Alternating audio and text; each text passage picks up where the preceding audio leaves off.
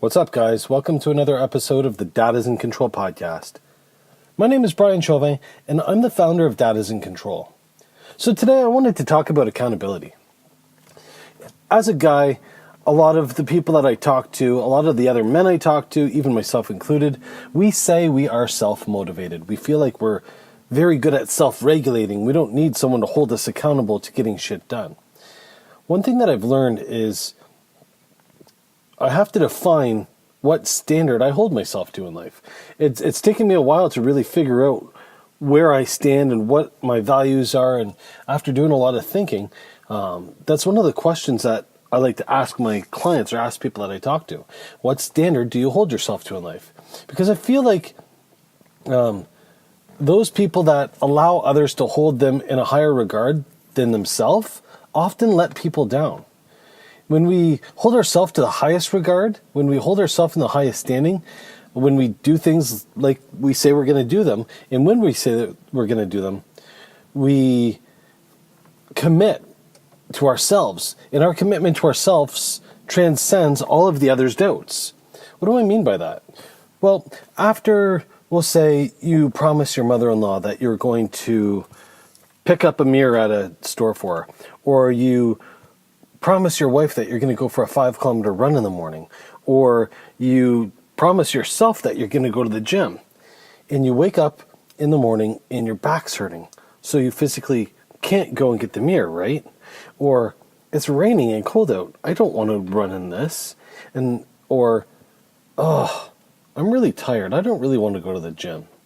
These are the times when being self-accountable, holding yourself to a higher standard really matters. These are the times when you push yourself. You do what you said you were going to do, regardless of thoughts, emotions, feelings, and moods. Do what you said you were going to do.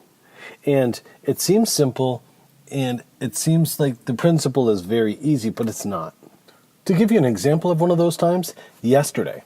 So yesterday was Wednesday, and the day before being Tuesday, I went to the gym and had a heavy upper body workout with my coach egging me on. And I went home and felt really good, and I was really productive. I had a trailer full of scrap wood and garbage that I had gotten from demolishing some big shelves and racks in my garage. And I had filled up my trailer with wood and scraps and end tables and just junk, things that we didn't want. And I had brought that to the dump, and I had brought some old paint cans to the recycling center to make sure that they got disposed of properly. And I came home and I was tired. I woke up the next day with the worst shoulder pain that I've ever had in my left shoulder. And I thought it was maybe sore muscles, but then I got to moving and I realized that there was something more going on than just sore muscles. But earlier in the week, I had promised my mother-in-law that I was going to pick up the remainder of the junk from her house and bring it to the garbage dump, and then pick up some of her valuables and move them over to the new place. So I could have called my mother-in-law and I could have rescheduled, but she had taken a day off of work and she had kind of made plans around this being gone. So I sucked it up and I did what I said I was going to do, being true to my word, so that I know she could count on me, because she can count on me. And I went and I picked up the stuff and I disposed of it, and I came back to her house and picked up the valuables and brought them back to the new place, and she was happy. Now, because I'm self-employed, because I have the flexibility of making my own schedule, I could have pushed this off. But I allotted a certain amount of time in the week to get this done, because there's other projects, other things hinging on this getting done for her. So being self-regulated, being self-motivated, holding myself to the word that I gave, I took care of this. And I felt better after I got it done. And I want to ask you that question one more time. What standard do you hold yourself to in life? Think about that. I want you to truthfully answer that question. Whether it's at work and maybe you're a commissioned salesperson and you have to sell 10 units this month to make a good check. And maybe you're at the 9th unit and it's maybe a week into the month and you're doing really good. Do you stop because you've reached your number? Or do you say, fuck my number, I'm going for the sky, I'm going to sell? You see, a self-motivated person says, fuck the number, I'm going. Whereas someone that holds themselves to a different regards, that has somebody else holding them accountable, maybe he slows down, maybe he takes the foot off the gas, maybe he doesn't reach that number, maybe he gets sucked into the trap, or the drift as we call it. One of the best lessons that ever was taught to me was by one of my coaches, and he always said, do what you said you would do.